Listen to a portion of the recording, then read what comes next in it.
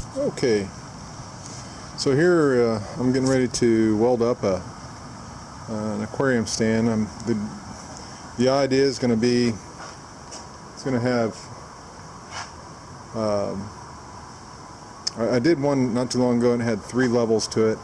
This one I want to have 4. So we'll see how that goes.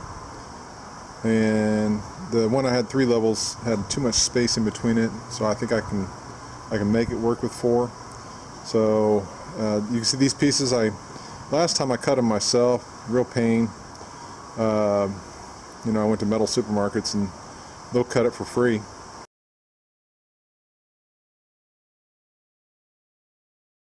You just got to tell them what links you want, and they cut everything, and it all looks like it's pretty much the same. So it looks like it's going to work pretty good. And I only got a Lincoln arc welder, or I'm sorry, MIG welder. It's a 110 volt unit, so, but it's fine for this. This is only 14 gauge 083 wall square steel tubing, and so it should be fine for that. I'm going to try it with just the CO2 argon and actual MIG weld, but if it seems like it can't handle that, I'll switch to the flux core wire, and we'll just weld it with flux.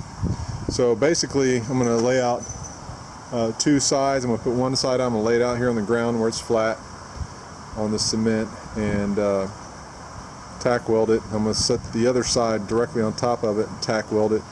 And then the hard part is getting them to lay on their ends and square while I tack weld that. So the metal from metal supermarkets was pretty good, except some of it, as you can see here, is a little bit rusty on the surface. So I got some self-etching primer, which, you know, I'm going to clean the mill scale off the outside. That's that gray stuff. It's more like a grease almost. I'm going to clean that off, and then I'm going to maybe do some light sanding to it. I'm not sure. And then I'm going to hit it with self-etching primer. Self-etching primer has acid in it, which will stabilize that rust and encapsulate it. I'm not worried about it that much. And then after it's all said and done, then I'll hit it with another layer of primer and then paint. Ooh, almost dropped the camera. And it should be fine. So the other thing I'm going to do different on this rack is I'm going to go ahead and put some attachments on the back to, because I want to have this thing to where all I have to do is plug in power, and it's going to be going to a strip that's on the back to feed all the lights, and then air. I'm going to have an air manifold directly attached to the rack, so I can just plug it into the central air system that I don't have yet, which I'm going to have, and then also a water supply and a water drain. So it's going to have 4 things plugged into this rack: the power for the lights, the air for the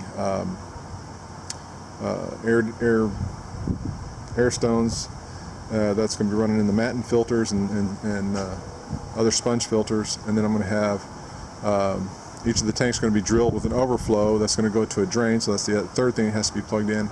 And then it's also going to have a drip tubes going to it for an auto water changer, because I want to make this as simple as possible. Plus my wife likes to overfeed the fish, and this way it'll help remove any excess nitrates, things like that. So anyway, I'm going to get to it. So here's one side of it. This is the front of it, and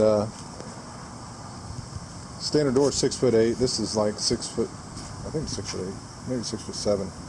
Anyway, I should be able to fit in the standard door, and as you can see, I laid it out so it's all square. And I haven't tacked it together yet.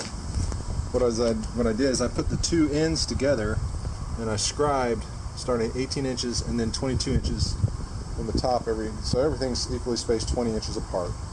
That should give me enough room to work into the top of the tanks to have them 4 rows high.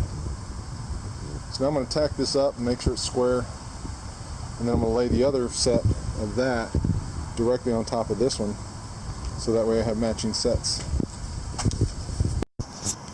So I tacked up one side. At every tack I took a square to it just to make sure it was all level, because you know the main thing is to make sure it's square. I'm going to put leveling feet on the bottom to where I can, you know, screw each leg up or down to level it. And now I'm setting the other pieces directly on it, as you can see here, and I'm going to tack them up. That way I'll have two identical sides. After I get them tacked up, I'm going to weld them up. Actually, you know what? I'm going to leave it tacked until I get the other sides on. That way I can make sure everything is square before I really weld it up, just in case I have to cut some tacks. Anyway, we'll continue on. Well, there it is, all welded up. I still got a lot more welding to do. It's all tacked together, and I did do some welding, but I ran out of welding wire. Okay, more to come. So here is the stand all welded up and painted. So the idea is we got 4 levels, and I could actually make a 5th by putting something like a sump or, you know, another tank even on the bottom on the ground, but I probably won't do that. So the idea is I'm going to put some 20 longs lengthwise here. I put 3 of them across there, and here I put these other parts in here so I can put 4 10-gallon aquariums lengthwise in here and here. And then up on the top I'll put some other smaller aquariums that I'm not going to get to very often. And the idea is, like I did with my other racks, the 20 longs I'll make other frames that sit on here that the 20 longs sit on, and so that way they're really stable. And I'm going to have a power strip down one side on the back. That's going to feed the lighting. That's going to be mounted underneath here.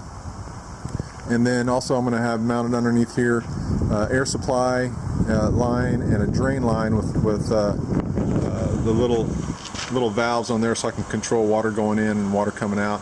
And then on the other side, I'm going to have the water and air supply lines here, and along the same line as the side as the electrical, I'm going to have the drain lines on this side. So all the tanks are going to be drilled, water's going to come out, drain as it comes in. So that's the idea. One of the things that I did on here, just like the other one, is I made these leveling feet. You know, you can just simply turn those and level it as you go. So there it is. Hopefully this is enough room in between. It looks like it is. The 10 gallons is going to be about right here. And so that gives me not a lot of room, but enough room to get a net in there and whatever. I'll just use a short net. And the 20 longs are going to be sticking out a little bit. They're going to be sticking out here at the front, and so I'll still be able to get in there. And that should do it. So I'll be able to have, you know, what's that, 12, 15 tanks on here. So, and if this all works out as planned, I'll make probably 4 or 5 more of these to get the fish room set up correctly. Fish and shrimp room. Anyway, there you go.